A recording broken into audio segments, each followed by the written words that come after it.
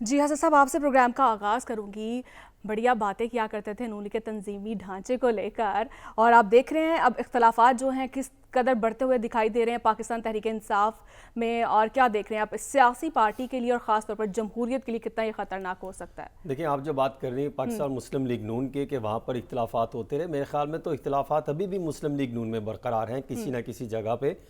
یہ چند روز کی بات ہے کہ مسلم لیگ نون کے قائد میاں محمد نواز شریف صاحب سے مسلم لیگ نون کے کچھ سینئر رہنما ملاقات کرنے کے لیے گئے، جن کو وقت دیا گیا تھا، لیکن عین وقت پر ان کو معلومات ملی کہ جو تمام شیڈول تھا وہ منسوخ ہو گیا ہے۔ اور میری اطلاع یہ ہے کہ ابھی بھی وہاں پہ لڑائی ہے، وفاق اور پنجاب میں بھی معاملات بنے گا، کیونکہ کچھ ایسے افراد ہیں ابھی جب ضمنی انتخابات کی طرف ہم جا رہے ہیں تو 20-22 کے قریب جو ہونے ہیں، وہاں پر بھی ٹکٹوں کی تقسیم کے لے کر کے معاملات کو لے کر بھی مسلم لیگ نون میں اختلافات برقرار ہیں۔ اور میری اطلاع یہ ہے کہ شاید مسلم لیگ نون کے قائد میاں محمد نواز شریف صاحب اس ماہ کے جو ہے رمضان المبارک کے آخری عشرے میں وہ سعودی عرب چلے جائیں، اور وہاں پر وزیر اعلیٰ پنجاب مریم نواز شریف صاحبہ بھی ان کے ساتھ جائیں گی، مسلم لیگ نون کے سینئر رہنما بھی جو ہے وہ جا رہے ہیں، اور ہو سکتا ہے کہ شہباز شریف صاحب بھی وہاں پر جائیں۔ لیکن وہاں سے ابھی تک کیا یہ پلان ہے مسلم لیگ نون کا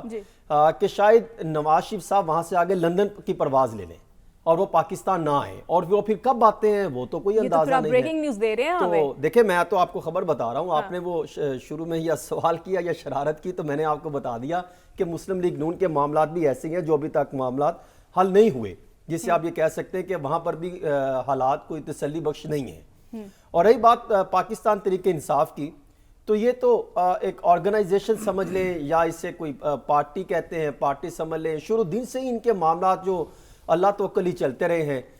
کوئی انہوں نے اپنا تنظیمی ڈھانچہ تو اس طریقے سے بنانے کے لیے پہلے دن سے کوششیں نہیں کی تھی کہ ہم نچلی سطح پر بھی معاملات پر فوکس کریں، ہم کچھ سیاسی طرز عمل کے تحت سیاستدانوں کو اکٹھا کرنے کے لیے کسی حد تک کام کریں۔ دیکھیں، جب آپ کو اندازہ ہونا کہ آپ کے خلاف ہوا چل نکلی ہے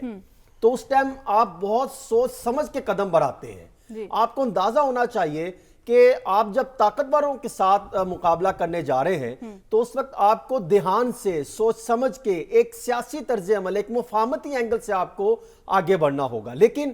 پاکستان تحریک انصاف میں جب ان کو اندازہ ہوا کہ انہوں نے تگڑوں سے مقابلہ کرنا شروع کر دیا ہے جبکہ ان کی ہار ہی ہونی ہے،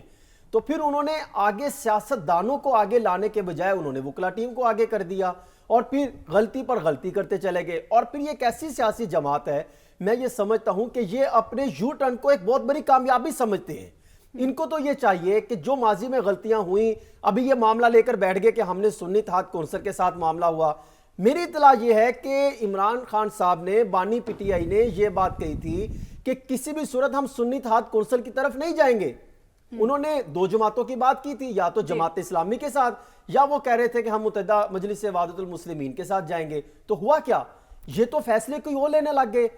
بانی پی ٹی آئی سے پوچھے بغیر۔ اب اس پر بھی اعتراضات سامنے آ رہے ہیں۔ تو دیکھیں، یہ معاملہ تو بہت سارے پیچیدہ ہوتے چلے گئے، اور پھر معاملہ مزید سنگینی سچویشن کہاں پہ پیدا ہوئی کہ جب ان کی کور کمیٹی کا اجلاس ہوا، اس میں یہ سارا معاملہ رکھا گیا، اور پھر اس میں انہوں نے کہا کہ آپ نے تو پہلے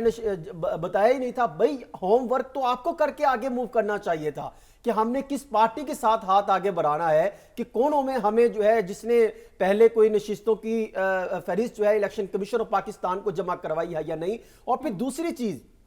اب آپ یہ کہہ رہے ہیں کہ صاحبزادہ حامد صاحب پر کہہ رہے ہیں کہ آپ نے ہمیں پہلے کیوں نہیں بتایا۔ بھئی دیکھیں، بات یہ ہے کہ جب سیاستدان اس میں شامل ہوں گے نا، یہ چند ایک بندوں کو نکال دیں، تو پھر آپ کو اندازہ ہوگا کہ وہ سیاسی طرز عمل شروع ہوگا، وہ پہلے سے پلاننگ کے تحت جائیں گے۔ یہ بات کر رہے تھے کہ بلے کا نشان ملے گا یا نہیں ملا، پہلے اندازہ ہو گیا، اور سب ہر چیز کلیئر تھی کہ ان کو نشان نہیں ملنا، اور یہ بھی کلیئرٹی آ گئی تھی کہ انہوں نے انتخابات میں اس طرح نہیں جانا پاکستان تحریک انصاف کے پلیٹ فارم سے، تو یا تو یہ آزاد لڑیں گے یا کسی کے ساتھ اتحاد کر کے آئیں گے۔ اس ٹائم بھی ان کی تیاری نہیں تھی۔ پھر دیکھیں، اب جتنے بھی افراد ہیں